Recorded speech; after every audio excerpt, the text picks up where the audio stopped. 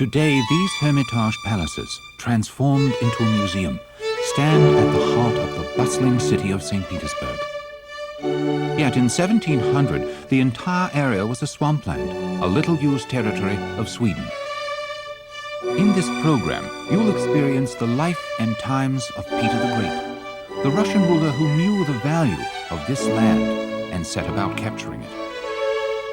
On it, he built St. Petersburg, providing for his nation a window to the west. These palaces, in the grand tradition of European architecture, were built long after Peter's death, but they remain his brainchild, for it was Peter who dreamed of fashioning Russia in the image of Europe.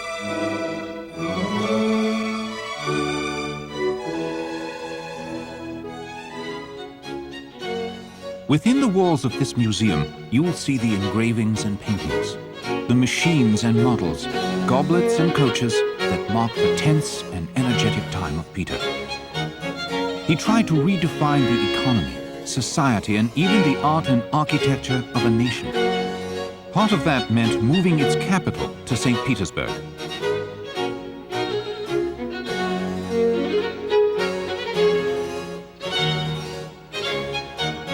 Peter required the nobility and merchant class to move here with all of their material wealth, art, and riches. But Russia was still a primitive nation, immersed in the Byzantine traditions of the Russian Orthodox Church. The port brought a new mercantile economy and Western technology. But still, strongly entrenched serfdom remained unchanged from medieval times.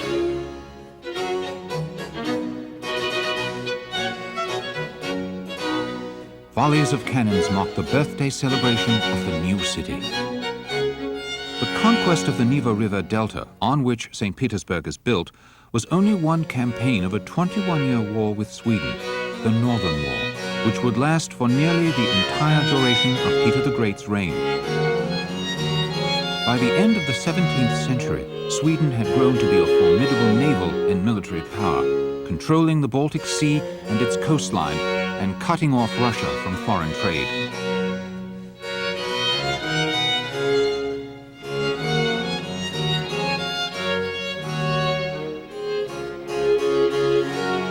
Peter, pictured here, struck first in 1700. The Swedes scattered his army and Peter was defeated, but undeterred. He stepped up ongoing construction of the nation's first naval fleet. This is the Predestination, the first ship of the fleet, equipped with 64 cannons. Peter sailed it up the river to St. Petersburg and victory.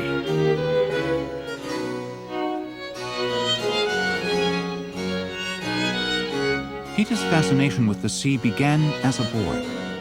An old English boat was among the things left to Peter by his grandfather. In this ship, he learned to sail and navigate. He would later call it the little grandfather of the Russian Navy. This engraving of the Battle of Granum was created to mark a peace treaty ending the Northern War in 1721. Sweden had given up Russia's Baltic Sea coastline along with several islands, including Granum. By this victory, Russia had replaced Sweden as the preeminent power in the Baltic Sea. The Swedish ships with their high masts stand out in silhouettes.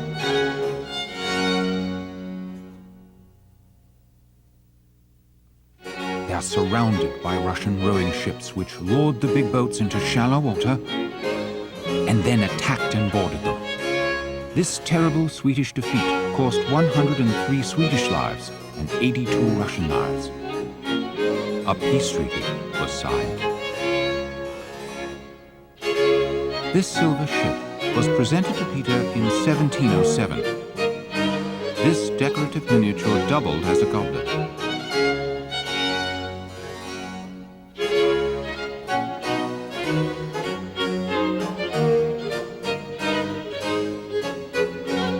Wine would be poured into its hold and drunk out of a cornucopia held by a lion. Images of the sea became popular decorations in Peter's time. His horse-drawn coach bears a resemblance to renditions of Neptune's chariot. Could it be that as Peter rode in this royal coach along the embankment and looked at the river Neva, just one from the Swedes, that he fancied himself riding in Neptune's chariot? Peter would rest his legs on a support shaped like a seashell.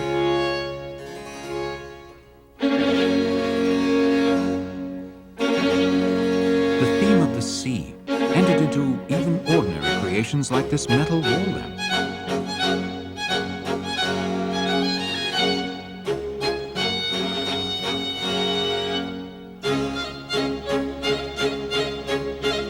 Peter collected paintings of seascapes and ships throughout his life. He was born the fourth child by a second marriage of Tsar Alexis I. His father's first wife barred Peter from the court to guard the throne for her three children, Fyodor, Ivan, and Sophia. Peter and his mother lived in a suburb of Moscow, set aside for foreigners who provided technical assistance to the nation. Eventually, Peter would hang the seascapes he loved in this Turner shop, which served not only as the emperor's study, but as a workroom for the men who operated the lathes. Unlike many monarchs of his time, Peter himself took a keen interest in the trades. Denied access to a court education, his tutors were foreign tradesmen who taught him about shipbuilding, sailing, the workings of guns and cannons, stonemasonry, and carpentry. Ironically, the intellectual freedom and Western ideas he found in the foreign quarter provided him with a superior education. This is his walnut bureau. Due to Peter's great height, almost 7 feet, only he could easily reach its upper drawers.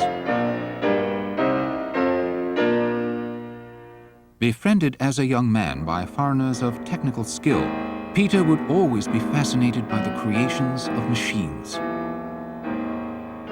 This church chandelier, produced in the turning shop, was worked on by Peter himself. It was never actually hung in the church it was intended for. It remained here, close to the craftsman who created it.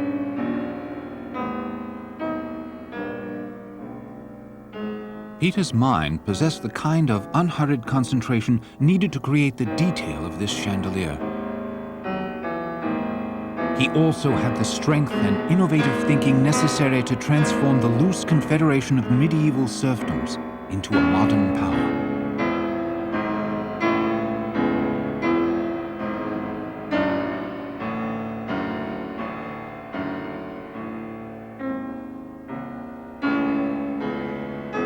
A portrait of Peter the Great.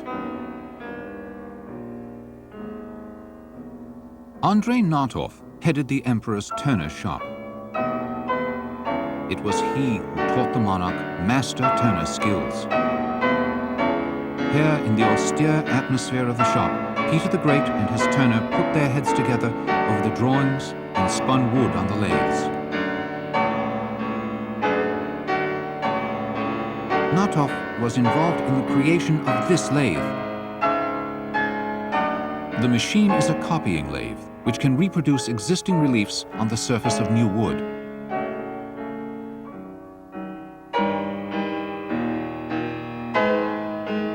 Here, you see a sample of industrial design of the 18th century.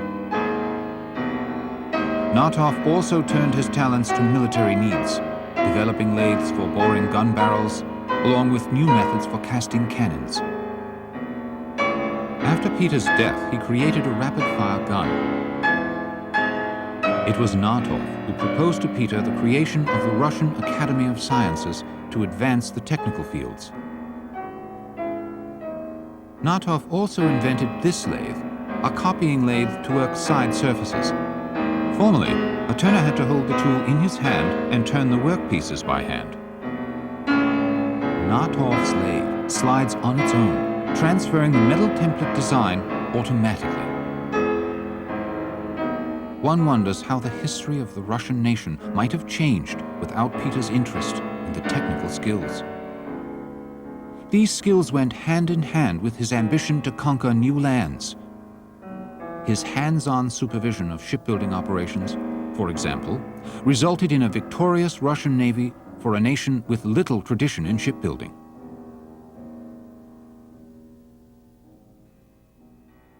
His knowledge of machines led to the creation of armaments.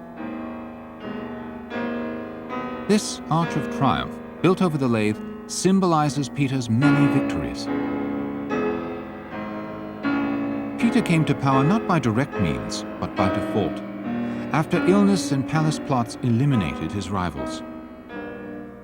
When Tsar Alexis I died, Peter's sickly half-brother Fyodor ruled but died too when Peter was 10. As the result of public pressure, Peter, pictured here, was named co-Tsar, a miniature of Peter. This triumphal column is the work of the Italian architect Bartolomeo Rastrelli, who would one day design the Winter Palace. It depicts Peter's military victories.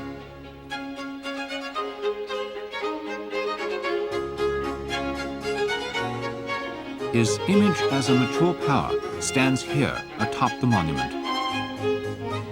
But in his young years, he was far removed from actual government. He began his rule in name alone at age 10 as co-Tsar to his weak-minded half-brother Ivan. But he was still barred from the court and lived in the foreign quarter. His half-sister Sophia acted as regent, and the government was actually run by a clique headed by Alexei's first wife. Peter might never have come to power if not for a plot to kill him when he was 17. Relief images on these bronze plates tell the story of Peter's early life and times.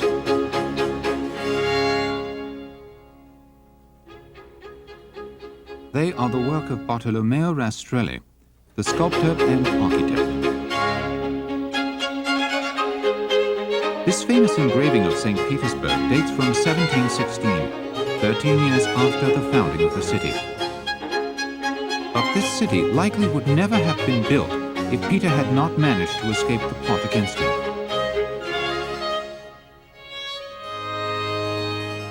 He had fled Moscow to a monastery where he was defended by regiments recruited and trained in the foreign quarter.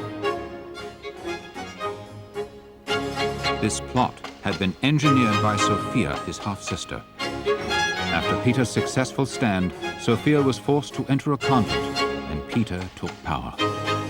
But even then, he left the rule of the nation in other hands.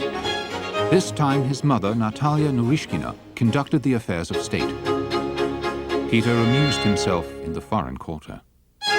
There, Peter found many men of talent and energy who would serve him in his later administration. It was in the bars of the foreign court, for example, that Peter met a man who would someday help him oversee the construction of St. Petersburg, Alexander Menshikov. Menshikov, who sold pies in the Moscow streets, became a soldier for Peter. Peter made the low-born Menshikov count and governor of what would become St. Petersburg. Menshikov eventually was named prince. His devotion and zeal led him to a position second to Peter himself in the operation of the Russian government.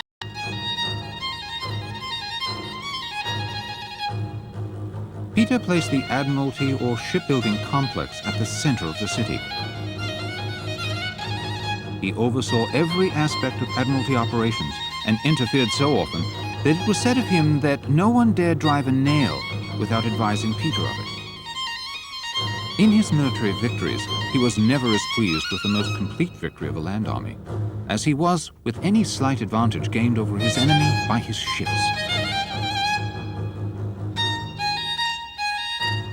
The original Winter Palace is shown in this engraving.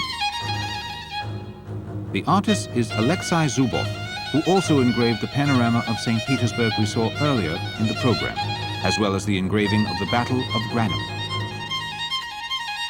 The Palace Summer Garden was built to rival Versailles, Louis XIV's palace outside of Paris.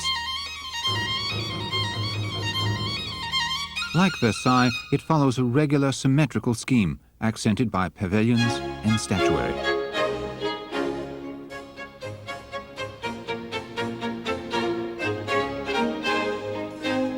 this ancient Roman statue of Venus was discovered during the excavations in Rome. It was brought to St. Petersburg to be placed in the Summer Garden after a personal appeal by Peter to Pope Clement XI of Italy. Not only had Peter called on foreign architects to design city buildings and gardens on the order of European cities, he was now taking an interest in art of quality that might be found in the courts of Europe. A Russian fascination with European culture and identification with its history had begun.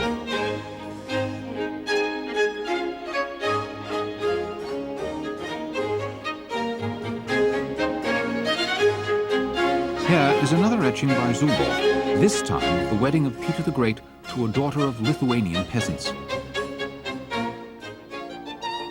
She became Catherine I, whose name later was taken by Catherine the Great. She had been Peter's mistress for a number of years before she married him in 1712. By some accounts, she was once married to a Swedish dragoon who disappeared in the battle the day after the wedding. Some historians claim there was no hall existing in St. Petersburg at the time, large enough for a crowd of this size.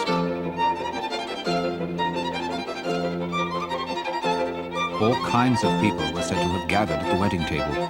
Ladies of the court, officers' wives, representatives of the old nobility, barroom favorites and ne'er-do-wells, as well as Peter supporters in the cause of transforming Russia. Catherine came to Russia as a prisoner of the Russian army and was sent to work as a servant of Menshikov, Peter's closest advisor. She was Menshkov's mistress when Peter met her. The same year, the Tsar Peter made her his mistress. Unlike many court marriages, this was an affair of the heart. Her good humor, intelligence, and vitality made her an ideal match for the headstrong Tsar, prone to bouts of temper and illness from overwork. Peter was handsome and strongly built, but as a result of a childhood trauma, he was prone to a violent facial tic and uncontrollable rolling of the eyes. Catherine bore him 11 children, but only 2, Elizabeth, the future monarch, and Anna, survived to maturity.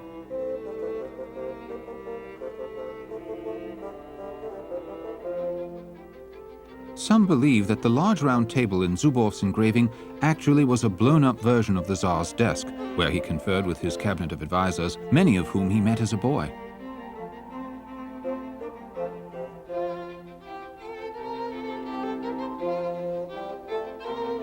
Here is Peter at the round table in the engraving. The marriage was Peter's second. His first marriage, to Yevdokia Lepukhina, the daughter of a prominent noble family, was arranged by Peter's mother when he was 17. A few years later, he sent her to a convent, the equivalent of divorce. This is Catherine sitting at the ladies' table.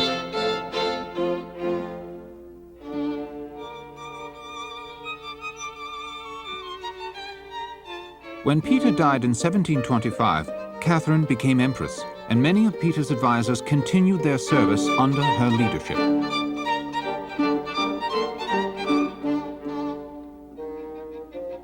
Responsibility and power rested in the hands of the Russian nobles. Many of them met Peter in his young years and took positions in the government, running the nation while Peter was absent.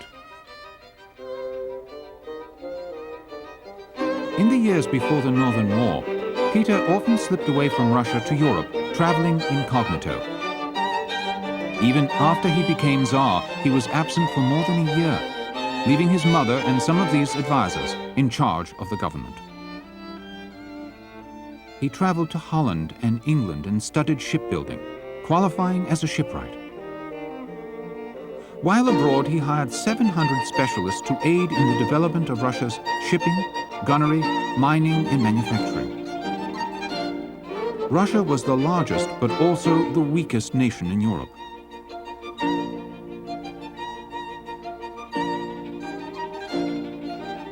Peter issued numerous edicts. Many of them were incomprehensible and unpopular with the people. Cossack rebellions ensued, and into this unstable situation, Charles XII of Sweden invaded the Ukraine by land. He reached as far as Poltava near the Black Sea. In 1709, the famous Battle of Poltava was fought. Charles had brought to Russia an army of 20,000 men. 10,000 rebellious Cossacks joined him and began to lay siege to the Poltava fort. Peter, along with Menshikov, marched an army of an additional 42,000 Russians to the outskirts of Poltava. Charles attacked them in the dead of night with just 20,000 of his troops. The armies fought in hand-to-hand combat. Charles XII of Sweden himself was wounded, and in the end, the Russians won a decisive victory, sending Swedish troops fleeing.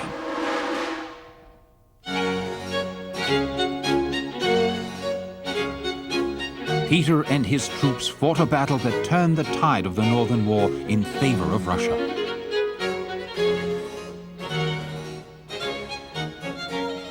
This battle also effectively ended any notions of successful peasant rebellions against Peter's edicts.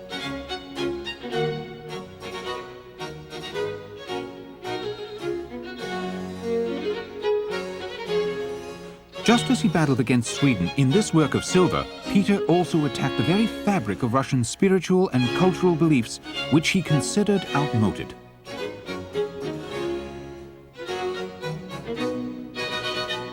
The conservative element of Russian society considered Peter the destroyer of all the traditions they held dear.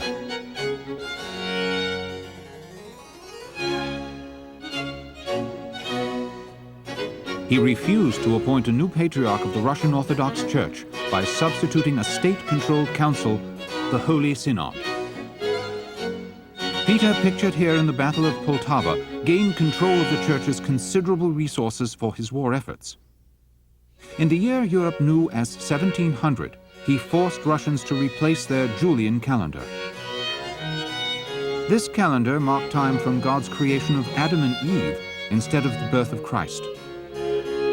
At the same time, Peter ordered that nobles would have to shave off their long beards and wear Western-style dress. The wearing of beards was an Orthodox custom which encouraged men to wear beards because God had a beard. Peter also transformed the Russian court to his tastes, replacing Byzantine court ritual with concerts, dances, and theater. He ordered that nobles subject themselves to compulsory education. A noble could not marry without a signed document that proved he could read. Peter's aim was to create an educated upper class from which the government and the military could draw.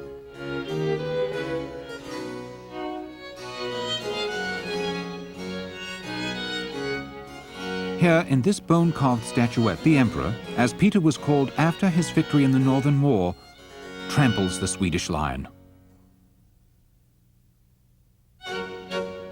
The fact that Peter is so often depicted on horseback is a reference to his status as a victorious military leader. In art, the equestrian portrait of a great leader dates back to Roman times.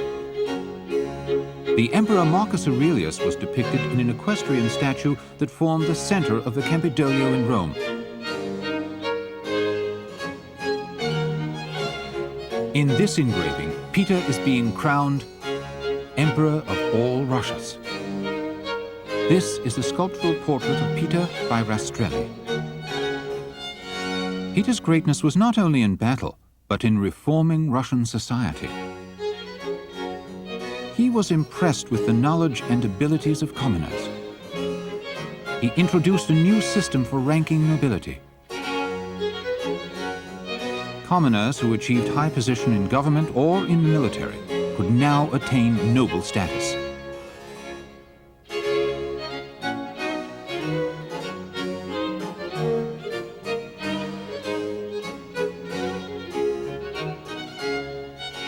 Peter's aim was to promote the nation to the dignity of a great power, and this he achieved in his lifetime. His edicts, his reorganization of the government, and his high taxes on an impoverished population made him a controversial figure. But this painting by Jacopo Amiconi shows how most Russians perceived Peter the Great. For he is being led by Minerva, the goddess of wisdom. Peter's grand vision and determination never failed to enlist supporters to his cause.